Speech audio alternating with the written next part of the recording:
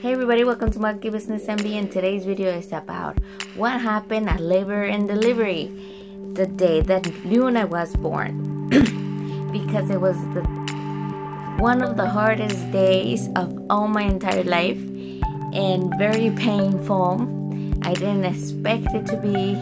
I knew it was going to be painful, but I didn't expect it to happen, all the things that happened to me. If I'm explaining myself correctly. So I started with pain since the Sunday, and that was the 9th of August, like with little cramps, and I didn't really pay attention to it because originally August 9th was my due date, but since August 8th I was very anxious, and I thought, oh, it's gonna come in August 9 and it's gonna be all good. August 9 came and nothing, and then August 10th I started to have the cramps, and then I saw a little bit of blood, like a stain, and when I went to the bathroom. And the mucus thing, I already had several days losing bits and bits, but I didn't know it. I supposedly that was my water that I had broken into little pieces because I didn't have a water breakage like how other ladies have it. Mine came gradually, like in little by little I came, so I didn't know I was already in labor, or I was already that my water had broke since Monday or the Sunday, whatever day. So I called in earlier Sunday, I believe, at night, and they didn't want me there at the hospital. I called early in the morning Monday, and they didn't want me until I called my regular doctor to make an appointment because I wanted to be checked. I wasn't sure what was going on down there. I wanted to know if I had opened any centimeters or anything. So the nurse had asked me a couple of questions, and she told me, how come you haven't gone to labor and delivery? And I told her I have called twice, and they told me drink cold water, take a bath, rest, I believe. I can remember the other two things, to make sure that you really are in labor. So, and she said, no, you are already. You should go to labor and delivery hospital. So I live in a city, I have to go to another one, and that takes about roughly 30 minutes, a little more with traffic. So I had to leave. So I just got my stuff because I already had arranged my bags and everything, but I just grabbed it and then we took off. And then when I got there, or by the time that we were getting there, the pains they started getting worse, like more painful. Hold on one second. Okay, my camera was wobbling. So with the bumps and everything of the car, I was feeling more pain. And by the time that I got there, they already had my room ready, but I have to go to this one first where they put the IV. They check how many minutes are apart your contractions, and for a doctor to come and check you and see how many centimeters you have open. And I was already 4 centimeters open, so they left me there. Yeah, it was 4. They left me there, and I was already with the contractions that came, like they were irregular. They came every 5 minutes, every 7 minutes, every 3 minutes, every 5 minutes, like that rhythm, that pattern. But see, they were not the same. They were not 3, 3, 3, 3. They were not 5, 5, 5. They were 3, 5, 7, 3, 5, 7. So that wasn't a good contraction rhythm. So they left me there, and then they finally admitted me, and they put me in my own room. And then I was there. It took me Monday afternoon till Wednesday afternoon I got out, or Thursday afternoon. Oh yeah, Thursday afternoon I got out. So from August 10 to August 13 I was there. Yeah. So it took me a while. So Tuesday, August 11, I was already in pain. They had already put 2 epidurals because the first one did not work completely. Like on my left side, I could feel everything. Not everything, but my butt was hurting for some reason. And my left side, my right side was all good. So they had to put another one. That's the most painfulest thing ever. Having to go to the front with a belly in here, not to move, because then they get you nervous. If you move, this happens, and blah blah blah. So you had to be completely paralyzed and not move to get the freaking epidural. So I got my second epidural, so I worked on my other half. Since I was positive for GB test, group B test, I had to have antibiotics, and I already had about 6 antibiotic bags. So my daughter wasn't in no risk of getting infected from no bacteria because I already had a lot. They actually put more medicine so my contractions would be stronger and they would come closer to each other. So they were coming every 3 minutes, and I think like every 2 minutes was the last one. Every 2 minutes I was getting one. And painful. It is how they say it's like cramps, but cramps of 10,000 times stronger than. It was very painful, very painful.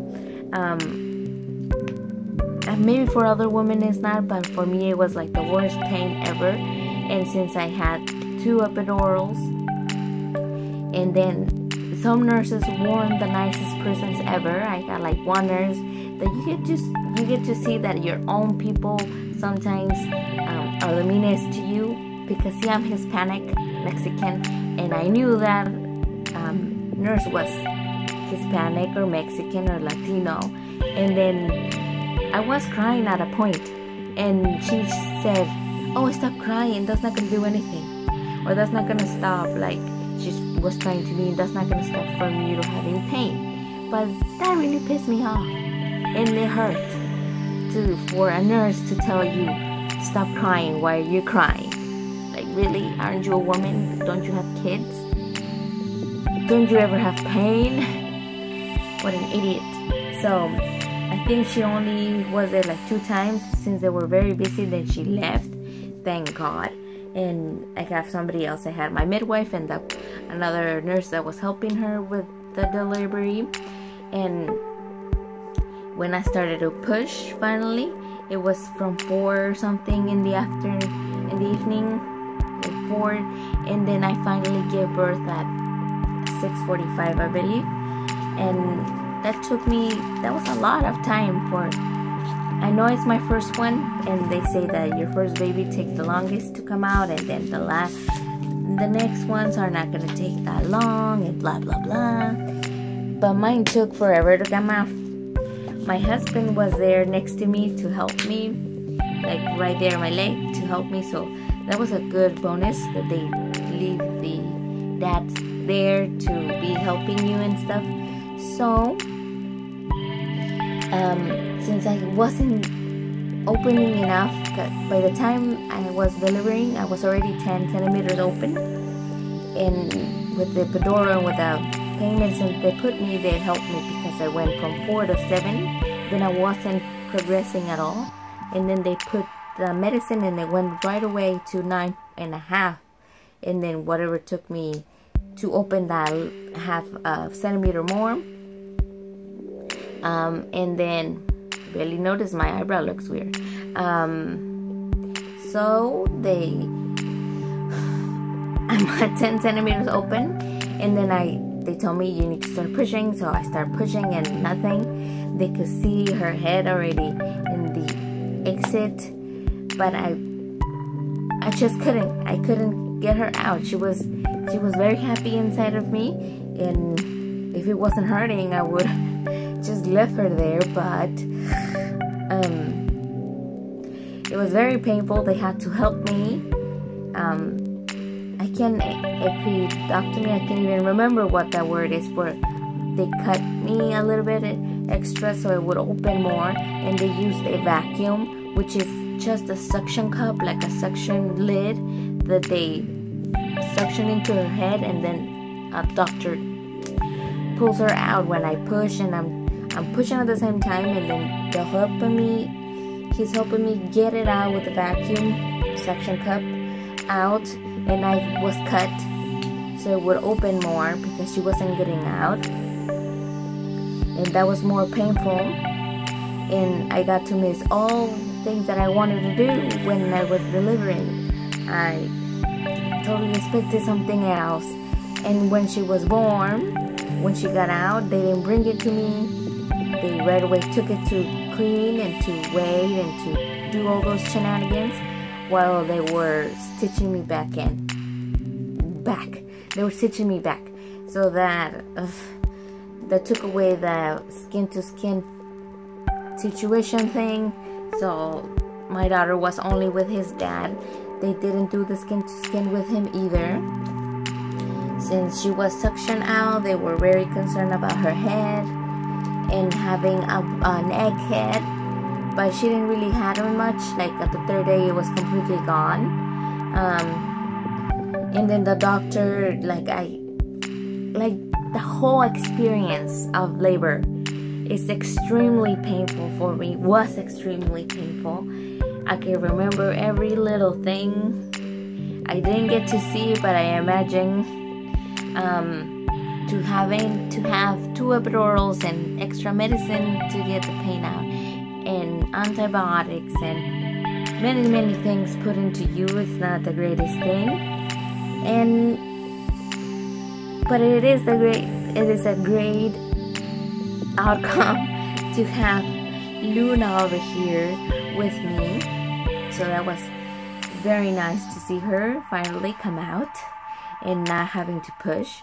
Oh, which you actually deliver twice in the same thing, because you deliver the baby and then you have to deliver the placenta, which is easier, but it feels horrible too, because you get feel like when the doctor pull it out, and that's nice. It's not nice. And so I was there until Thursday, because my daughter was born like how I have my voice right now, like raspy. That's how she was born, and every time she cried, she turned purple. So they wanted to make sure that nothing was wrong with her, and then she was able to breathe and everything before they let me go out. Before they what do they call it? Before they discharged me from the hospital. So they wanted to make sure everything went good. They checked her heart, everything was good. They checked her eye, ears, everything was perfect. Everything was 100%. Only that she turned purple, and she had the wheezing. She didn't have a wheezing. She had that raspy voice. So we came home and like that, and that was because they said everything was normal. And that's when on the other video, on the other Baby Friday, I mentioned to you guys that she had a machine, but I'm gonna explain that in another video, what happened with those results. But in the labor and delivery part, this is the video for labor and delivery. And they also give me this certificate of birth, and like you see, they give you this, and then it has her little foot. Let me see if I can get this. Same little feet.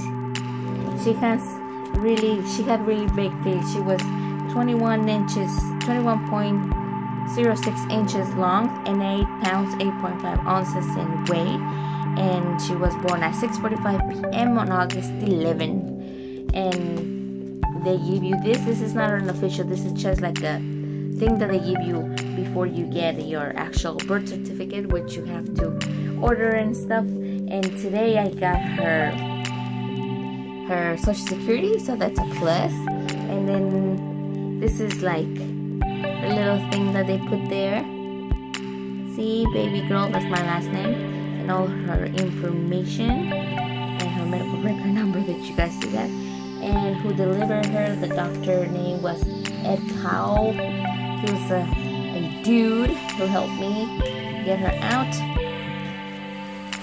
And that was basically like the overall experience of my labor and delivery date, which took me like 2 hours to get her out, about 2 days of pain waiting there for her to get out, and a total of like almost 4 days, like 3 days in the hospital to get out to my house.